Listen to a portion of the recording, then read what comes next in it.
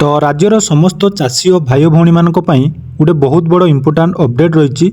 जदि आपण माने सरकार तरफ प्रदान करा जाउतबा विभिन्न प्रकार सब्सिडी लाभ पाइबा चाहूँगी, जमीक आपण मानक विभिन्न प्रकार बिहन एवं जितेबाला आपण माने कौनसी कृषि जंत्रपाति किणुचंती ताउपरे सरकार तरफ मिलुथिबा समस्त सब्सिडी टंका पाइबा चाहूँगी, ताहले आपण मानक पाखरे एग्री सेंटर फार्मर आईडी रहिबा निहाती दरकार। तो ये एग्री सेंटर फार्मर आईडी आपण माने इजिली निज मोबाइल जोटा कि फॉर्म डाउनलोड करी ताकू आवेदन करि परिबे एवं आवेदन कला परे आपण माने याकू आपण मानक ब्लॉक एग्रीकल्चर ऑफिसर को सहित जाकि जोगाजोग करिवे, जहा द्वारा कि एग्री सेंटर आईडी आपण मानकर क्रिएट होइजिवो। तो एई आईडी आपण मानकू कोन कोन बेनिफिट मिलुची एवं एई आईडी रो फॉर्म फिलअप आपण माने केमिति करिवे ऑलरेडी म आपण मानक पई गुटे लॉन्ग वीडियो बनै सारिची।